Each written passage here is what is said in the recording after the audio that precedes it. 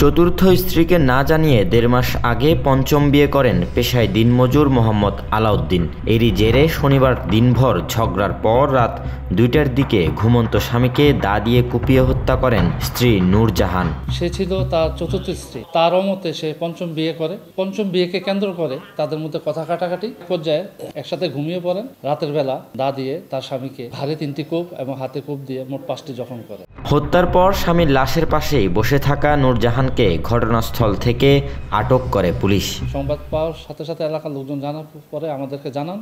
আমরা তৎক্ষণাৎ সেখানে উপস্থিত হই এবং সুরতহাল প্রস্তুত করে আমরা পোস্টমর্টমের জন্য প্রেরণ করি। আসামিকে আটক করি। মামলা প্রক্রিয়াধীন আছে। চট্টগ্রামের হালিশহর বসুন্ধরা আবাসিক এলাকার ৬ নম্বর লেনে এই ঘটনা ঘটে।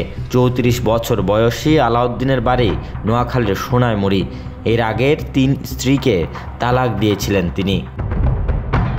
Desk report, news now 24।